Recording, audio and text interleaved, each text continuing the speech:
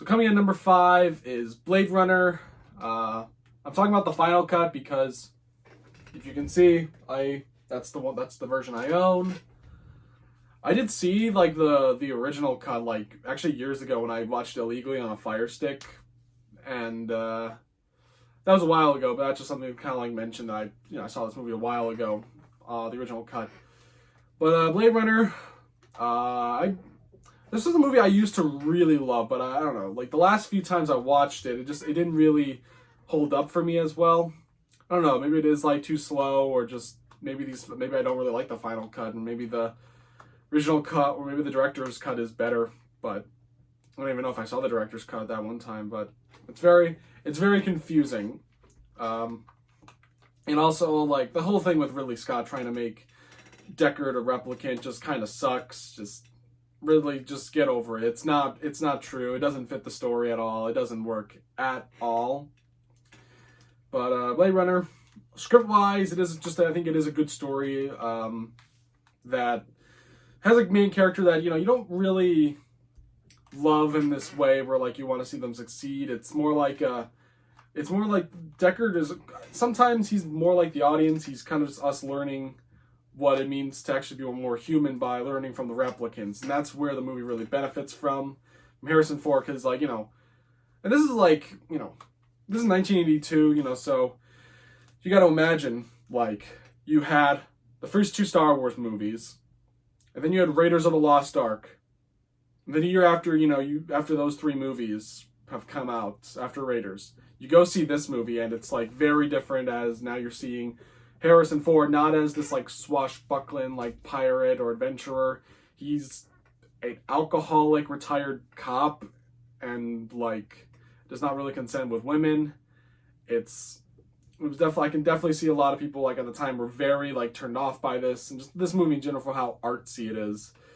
Because I mean it's basically the 2001 of the 80s in general. From that decade, it is their 2001. And but yeah, overall, I mean, while I don't really like Ridley Scott's whole thing with the Deckard being replicant, I have to mention Ridley Scott's, this movie is very beautiful to look at. It's just, it also helped by its score, which is great. They really merge well together. Because again, I don't really like Ridley Scott personally on how he just likes to add to the movies with all this stupid shit. But when he's just a regular director, like, I just think his movies are beautiful. Like, even the movie that he made after this, Legend, it's a very hard movie to kind of get into with the plot and stuff and the characters, but like visually, it's probably the most visually engaging fantasy adventure film ever, even more visually engaging than Lord of the Rings. But yeah, that, and just great performances also, just from Harrison Ford, like I've kind of mentioned.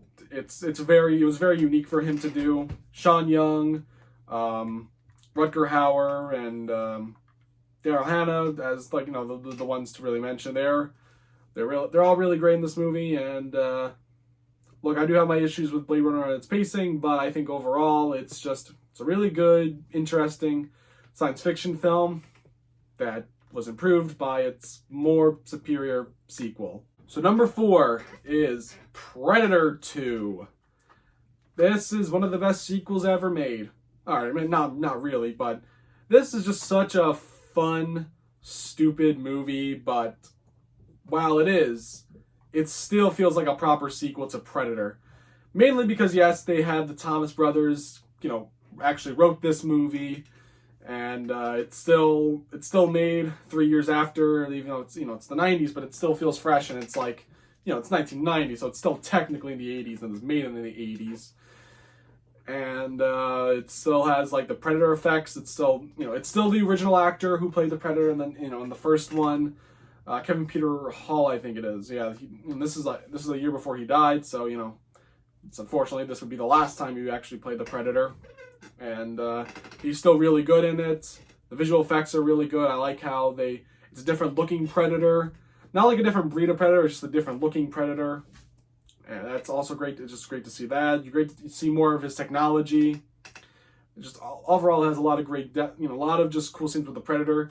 It also just in general has a lot of cool scenes with like the action scenes with the Colombians and the Jamaicans, and then you see, Danny Glover and his his group of cop friends with Bill Paxton, who everyone likes to talk about how he's been.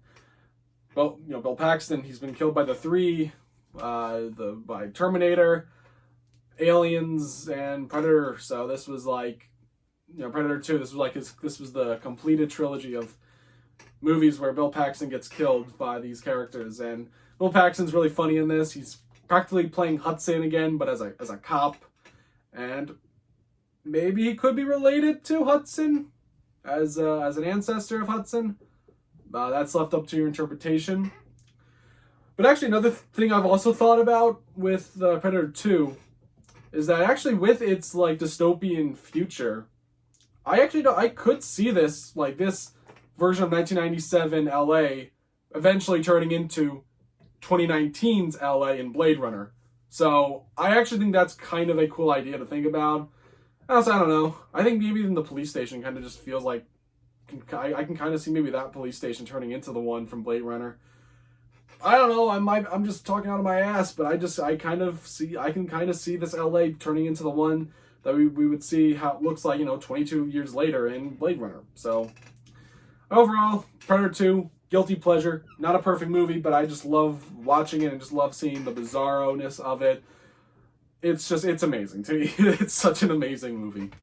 So coming in at number 3 is Predator. Definitely one of the best Arnold Schwarzenegger movies, though I still like the first 2 Terminator movies over this.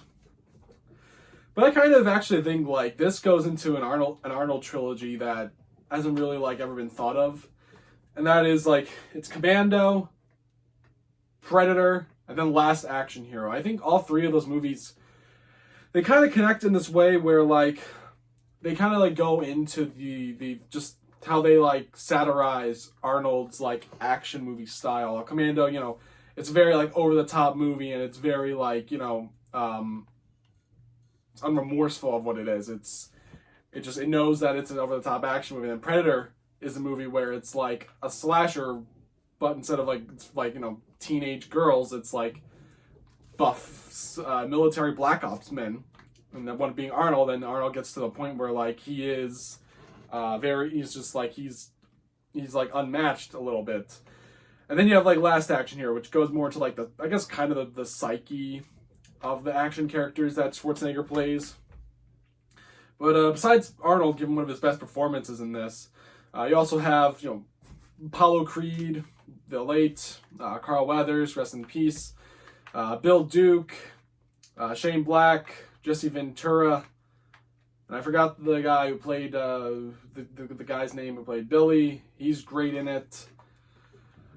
Overall, it's a great cast of characters that are fun to watch, and like another movie that we're gonna talk about next, it's you actually care, you're sad to see a character that you like just die off, and it's very sad to watch.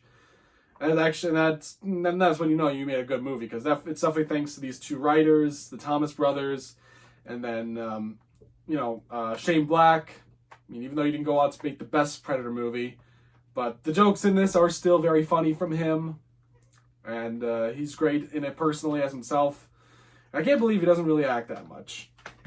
And again, Kevin Peter Hall is great as the Predator himself, and the scenes with him are great, even though some of it is Jean-Claude Van Damme when it's invisible. But still, I love Predator and the special effects. It all works thanks to Sam Winston and just also John McTiernan. John McTiernan. The funny thing about John McTiernan is that he is the only, out of all the people in Hollywood who got into legal trouble, like Harvey Weinstein and so on, John McTiernan's the one guy that that everyone agrees we don't give a shit what he does, but we wanted him to come back to making movies again. So John McTiernan, please come back and make another movie. I want to rank all your movies, seriously.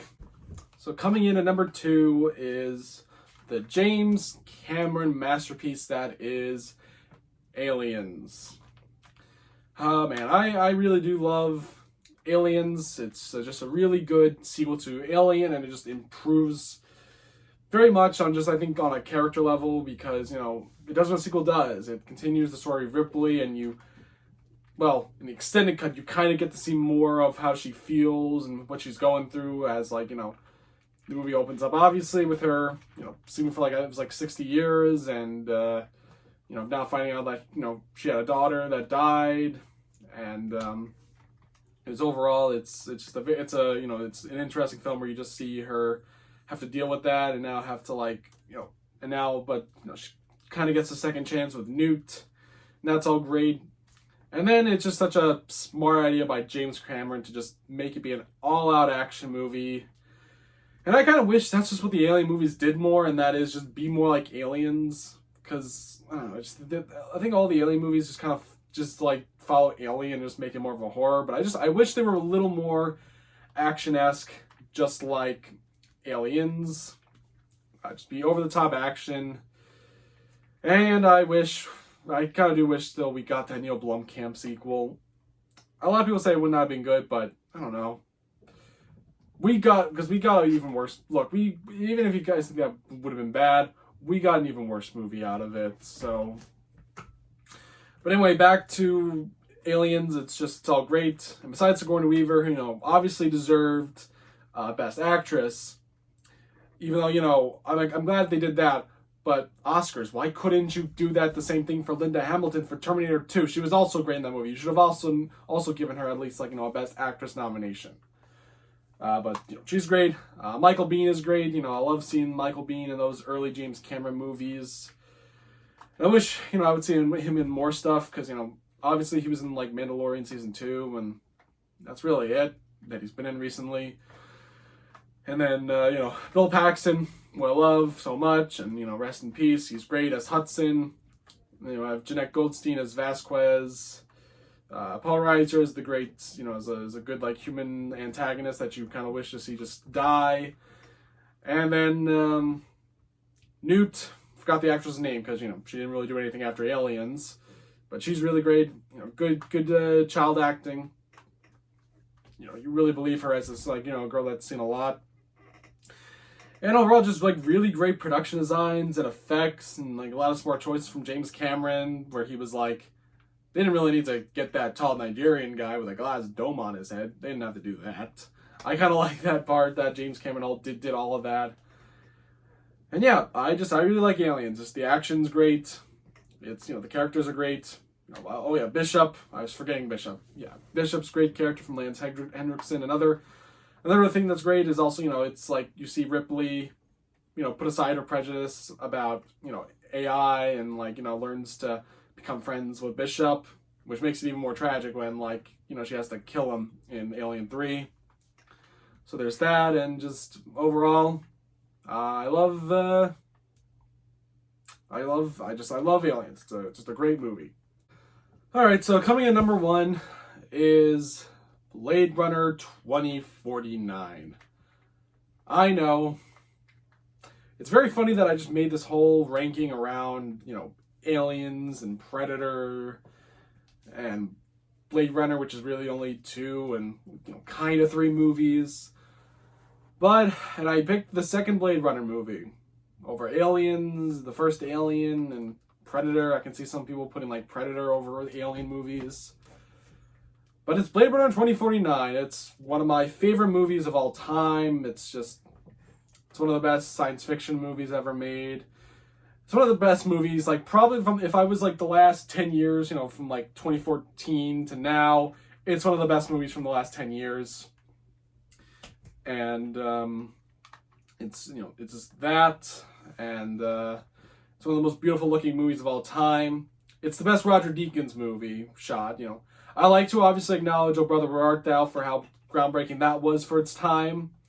But Blade Runner 2049, it is definitely his, like, crowning achievement overall. I mean, this is the movie that the Oscars finally gave him, you know, his Oscar, and he really deserved it. He really deserved it, because this movie is obviously, it's the most beautiful film ever made. It's everything about it.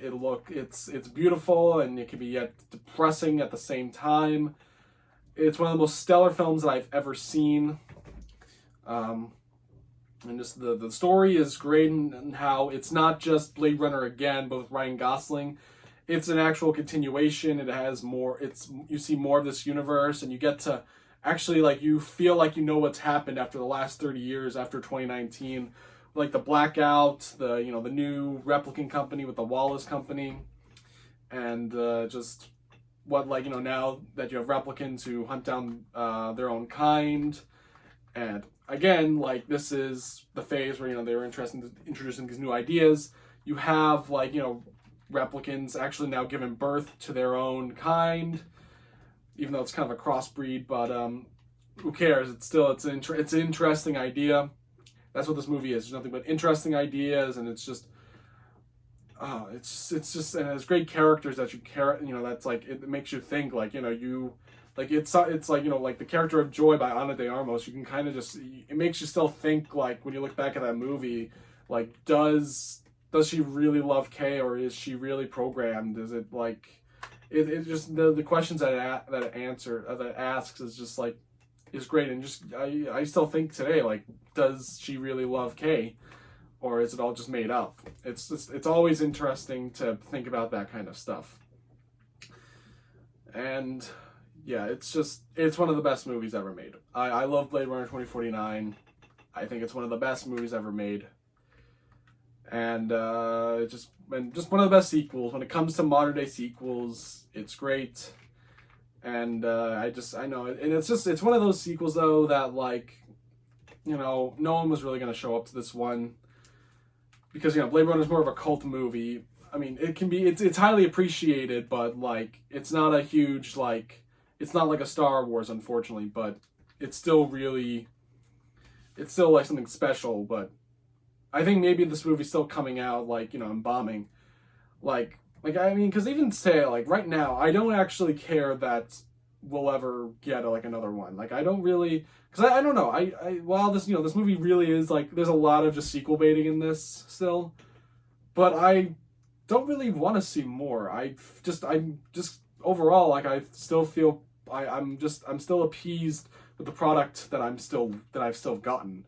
It's just, and I think even if, maybe if it bombing still, I think it should still, like, be a message of, like, what Hollywood can make, what can be made when people actually care about the script, and when the studio cares, and then you can just get an amazing film that I think will always stand the test of time. Thank you very much, guys, for watching this video.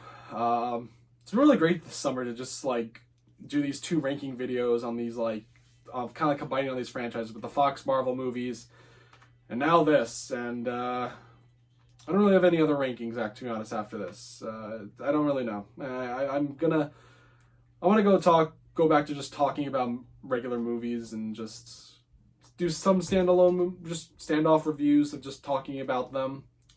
That's what I kind of just want to do right now, so no more rankings for a while. Let's just leave it at that.